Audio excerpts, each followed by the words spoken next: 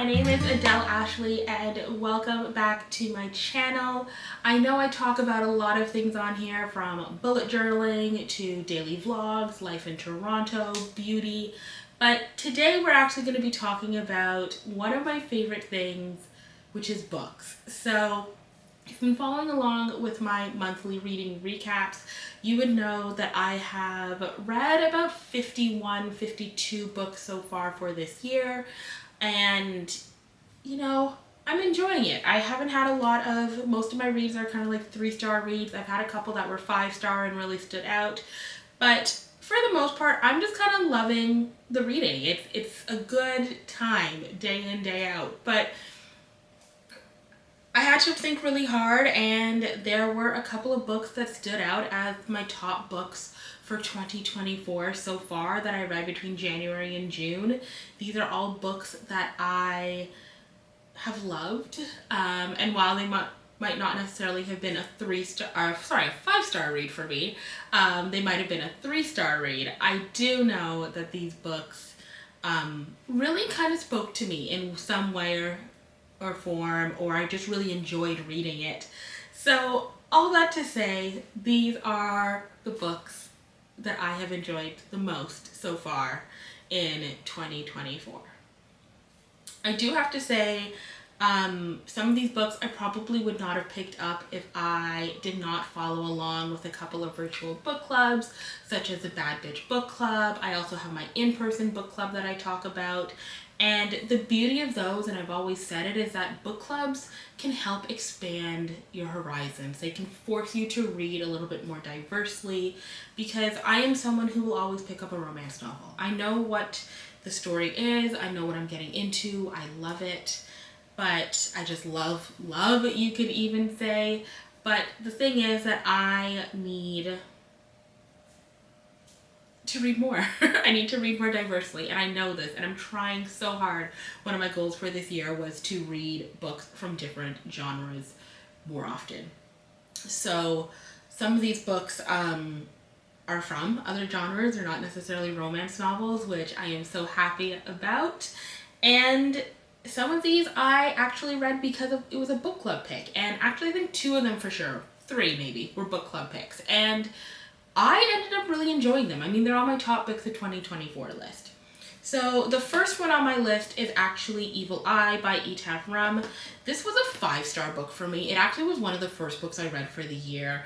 And it follows Yara, who's this Palestinian-American woman who is placed on probation at work after she had a fight with a racist coworker. And her Palestinian mother claims a provocation, and all that's come after were a result of a family curse. And Yara doesn't believe in old superstitions, so she finds herself unpacking her strict, often volatile childhood growing up in Brooklyn and looking for clues as to why she is the way that she is now. She feels unfulfilled in her life as a mother, and she's in a life that her mother could only dream of, but she's not feeling as if she's fulfilled and doing everything. She is also an academic. She's trying to juggle the demands on her as a wife and a mother, and just all the cultural expectations of her from her family, with the fact that she is living in America and things are a little bit different there for her. And it's just a really complicated kind of mother-daughter drama that looks at the lasting effects of intergenerational trauma and what it takes to break the cycle that we are all in. So I really enjoyed it. I was so hooked in it, especially since, Yara has this confrontation with a coworker that is racist. As a Black woman, I can see the racism in it. When I was reading it, I was like, ooh, I have been there. I have experienced that.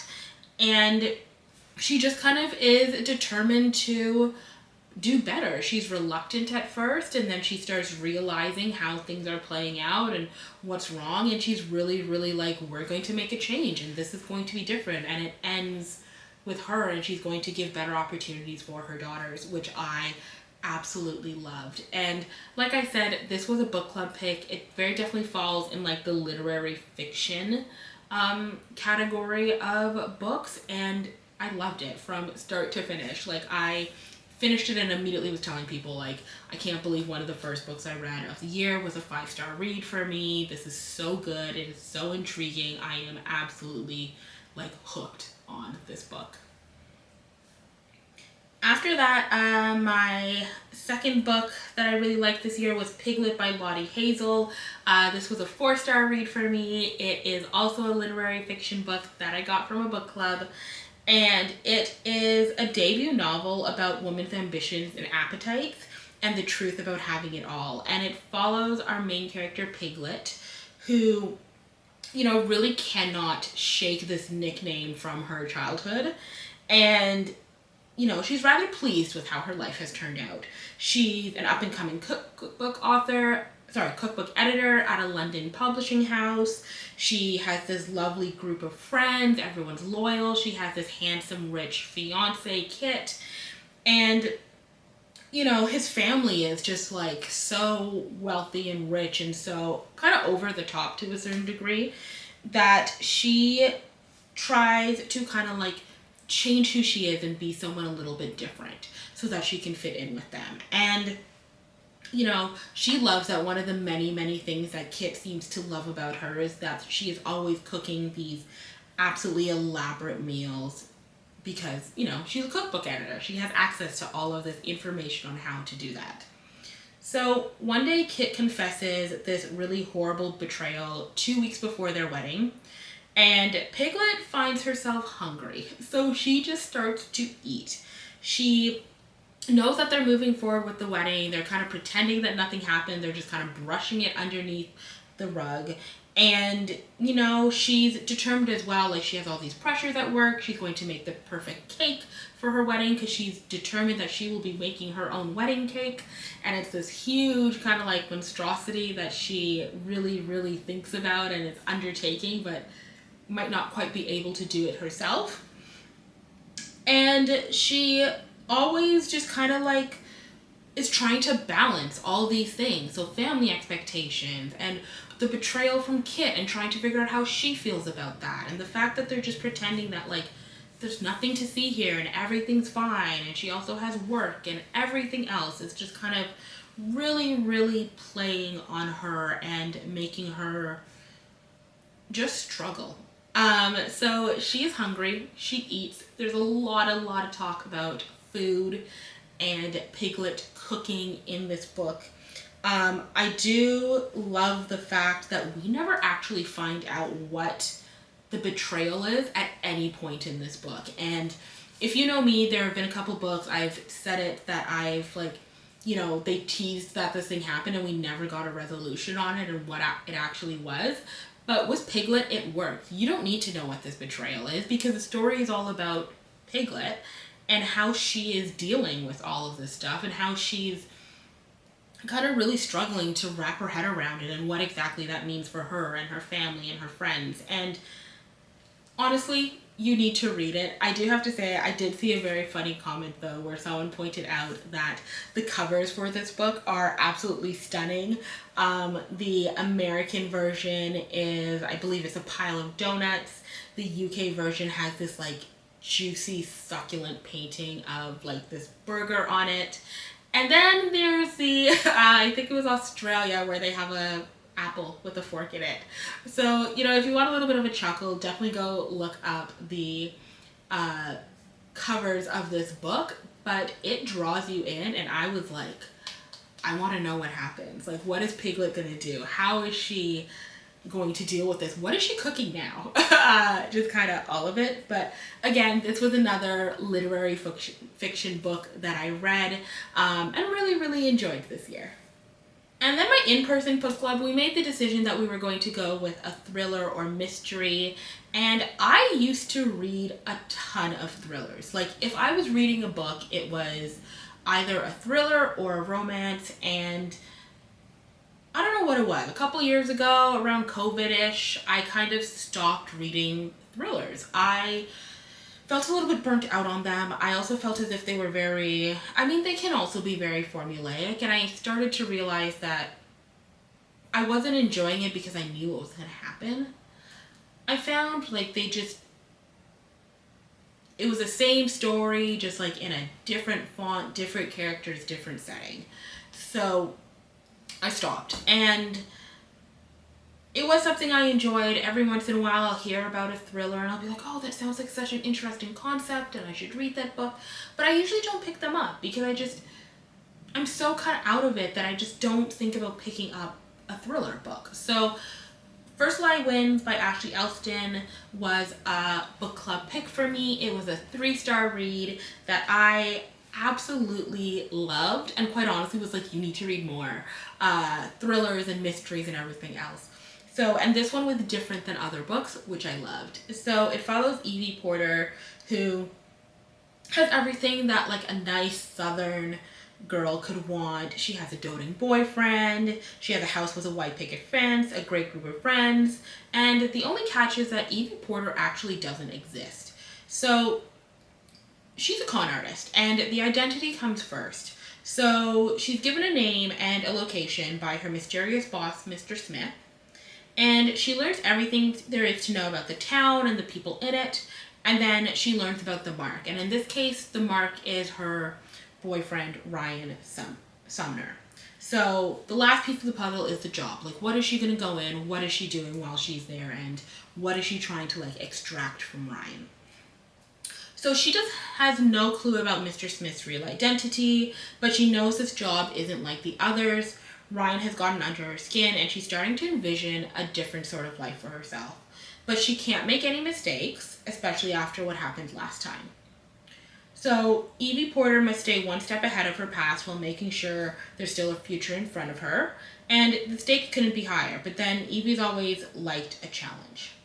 And I found that this is everything you want in a thriller. There were secret identities, there was this mysterious boss, and there's this real cat and mouse game that's kind of happening and kept me guessing the whole way through. There is a twist that happens that I was like, what is going on here? I can say the only reason why I know this was a 3-star read for me, and it was my in-person book club pick, so we talked about this quite a lot, is that I felt like it just needed like one more element. There were a couple things where I was like, that's a little bit of a loose end. Like, why did this not happen? Or why did the characters, when everything's all revealed, there's some things that happen that you're like, but why would they let that continue going on if we're like revealing everything that happened? And also, we do end up finding out who Mr. Smith is in this book, and I won't lie, a part of me thought it should be someone else. I thought it would be a great story if Mr. Smith was someone else. You know what, who I guessed it would be and who made sense for it to be for me, and I wanted this like ultimate betrayal to happen, ended up not being Mr. Smith, so we'll see. It was still a good read. I really liked it, and I was like, I need to start reading more of these, so I definitely enjoyed that one. And then getting into the romance books, because you know I have to. I have This Summer Will Be Different by Carley Fortune, which just came out, was a 4-star read for me. I was absolutely in love with Lucy and Felix. This has also made me really want to go on a trip to PEI, or like Prince Edward Island.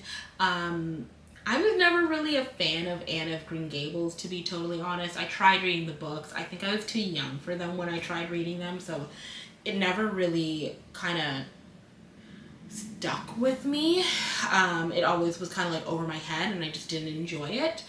But I did make me want to go and like dive headfirst into it. So This Summer Will Be Different essentially is about these two people who make the decision that they won't give in to temptation. They are not going to continue the relationship that they've been having kind of every single summer for the past few years, and they're going to move on. So essentially, Lucy is the tourist who goes vacationing to Prince Edward Island, and Felix is the local who always shows her a very good time. The only problem is that when Lucy first meets Felix, she doesn't know that he's actually her best friend's younger brother. And you know, her friend told her the one thing to do is like, don't fall in love with my brother, don't look at my brother. There was some like kind of bad blood going on there. So she is like, we can't let this happen. This can't continue. And the thing is, their chemistry is absolutely unreal. The list of reasons why they can't be together is very long, but like Magnus, they always find themselves kind of like attracted back to each other, coming together every single summer. And it's really easier said than done that they're going to stay apart. Each year, Lucy escapes to PEI for a big breath of fresh air and fresh oysters and the crisp Vino Verde with her best friend Bridget. And every visit begins with a long walk on the beach underneath the cliffs. And every summer, she promises that she's not going to end up in Felix's bed again. And, she's determined that she's going to at the very least keep her heart out of it. However, when Bridget suddenly decides that she's going to flee Toronto for a week and head to, the week before her wedding as well, and head to PEI, Lucy all of a sudden finds herself heading to PEI as well, spending time with Felix, and just really trying to help Bridget through her crisis. And as she's there, she's realizing, they have all this history, she has all this history with Felix, and it all comes up. It all is, the two of them have to talk about it, that she is confronted with it. She's realizing what her feelings are towards Felix. Felix is letting his feelings be known towards her as well. And, they have to figure out what they're going to do. And if this summer will be the one that is different for them. And, I'm a huge Carley Fortune fan. I really, really enjoyed this book. I was absolutely gripped the entire time. I wanted to know what happened. I was so invested in Lucy and Felix and their story, and the epilogue is so great. And quite honestly, I really wanted more. Every single instance, I was like, I want more about what is going on with Lucy and Felix, and to a certain degree Bridget, but mainly Lucy and Felix and their story, and I wanted to just dive into their world. And like I said, I am 100% planning a trip to PEI now, because I need to, try these oysters and visit these landmarks that they mention and drink some wine on the beach and just kind of enjoy the entire time. The next book on my list is This Could Be Us by Kennedy Ryan. This was a 5-star book for me, and I absolutely fell in love with Soledad and Judah. Quite honestly, this is actually the second book in the Skyland series. The first book is Before I Let Go.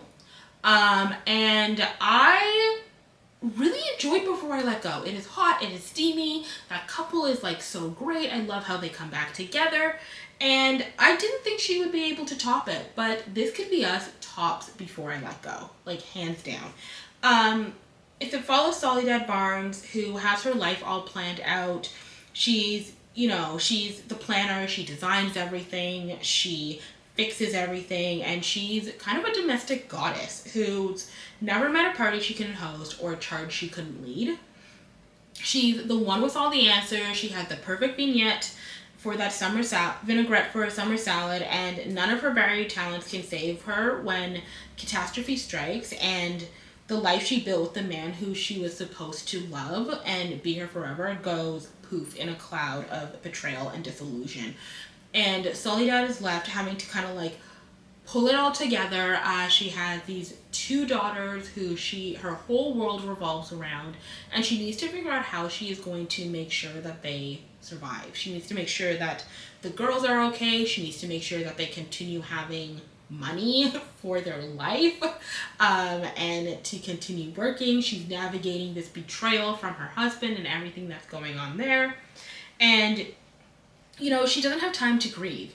So she does everything she can to save their family, and in the process she really starts to rediscover herself, and something bold and new starts to arise from this life that she thought had been absolutely destroyed by her husband.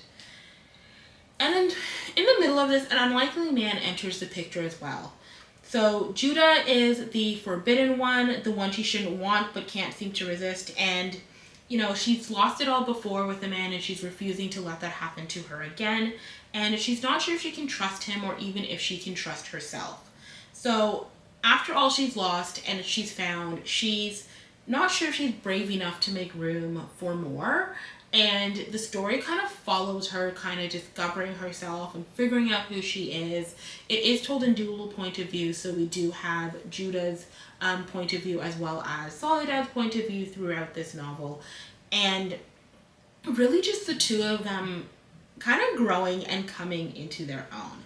There is also a lot of Judah, one of his children is, actually sorry, both of his children actually are have autism. So they have varying degrees of autism, and they do portray it exceptionally well throughout who these kids are and what they are doing. I also think I love how there is such a positive co-parenting relationship portrayed in this book as well.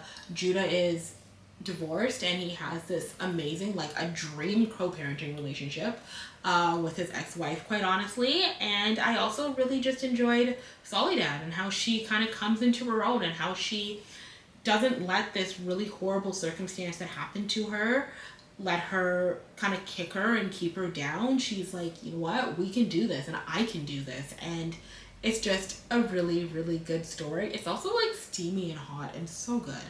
But you know, Soledad coming into her own really is. Judah's great.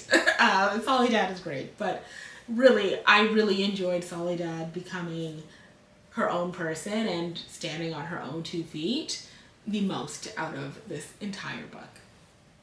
And then finally, we have The Pairing by Casey McQuiston. It comes out on August 6th, so I did receive an advanced reader copy of this one, which is why I can talk about it and I know what happens in it. And I just have to say that, you know, Red, White, and Royal Blue by Casey McQuiston will probably always be my, like, #1 book of theirs, but they outdid themselves with The Pairing. It has not ousted Red, White, and Royal Blue from the top spot, but it is very definitely a #2 for me. And it follows 2 bisexual exes who accidentally book the same European food and wine tour, and they challenge each other to a hookup competition to prove that they're over each other, except for the fact that they're definitely not over each other. So Theo and Kid have been a lot of things. They were childhood best friends, they were crushes, they were in love, and now they're estranged exes. They have a brutal breakup on the transatlantic flight to go to this European food and wine tour, and they promptly like exit each other's lives once and for all. Time apart has done them good. Theo has found confidence as a hustling bartender by night and an aspiring sommelier by day, with a long roster of casual lovers. Kit has never returned to America and decided to stay fully in Paris. And he graduates as a reigning sex god of his pastry school class, and now bakes at one of the finest restaurants in Paris. And, you know, nothing really compares to what they had, and the life stretches out long and lonely ahead of them. But you know what? It's okay. It's all in the past. So all that remains is this unused voucher for the European tour that never happened, good for 48 months after its original date of issue, and about to expire. So it's 4 years later, and it seems like a really great idea for the two of them to finally take that trip solo and separately. Except when they get on the bus, they realize that they both have the same idea and booked for the same tour. And, you know, they're trapped with each other for 3 weeks as they travel across Europe, through France, Spain, and Italy, and the most romantic cities in those countries, eating food and just kind of figuring out everything else between them. They decide that they're going to have this wager about who could hook up with the most people, but also who can manage to score their tour bus driver or like their tour guide. And you know, it's a fun little game at first, and they're both fully in it, but sometimes they realize that maybe this is not actually what they want, and just because it's fun in games does not mean that they're having fun. So I loved it. I have heard Casey McQuiston has described this as like a bisexual, like hot orgy tour of Europe, and I think that is like such an accurate description of this book. It is so good. I also was hooked on this one. I loved every single minute of it. I was like, what is going on? Where are they going? What's the next stop? They talk about food a lot in this book as well, both like pastries and wine, and pairing the two of them together. Just because, you know, they are on a food tour of Europe, so we have to talk about food. I loved kind of like hearing their two perspectives, getting into their heads, seeing how they were like dealing with everything and what was going on. But yeah, essentially that is The Pairing by Casey McQuiston. I highly recommend picking it up when it comes out on August 6th, because Casey McQuiston, you know, put all their soul into this book, and it is so good, and I cannot recommend it enough. So those are my top books of 2024 so far. As I mentioned, I am actually so excited to see if these books are still kind of my top books of the year, or the ones that kind of come to mind at the end of the year, because, you know, 6 months, a lot can happen in 6 months. I do love all of these. Please let me know if you have read any of these books, what your top books you've read so far this year. And like I mentioned, I am trying to read more diversely, so please drop your recommendations for any like fantasy books, thriller, or even literary fiction that you have been loving lately. I am open to all of the recommendations and adding to my TBR pile. But until next time, thank you so much for following along. Thank you so much for subscribing. I enjoy so much talking to all of you here. And yeah, I hope you guys have an amazing day and an amazing rest of the week. Till next time.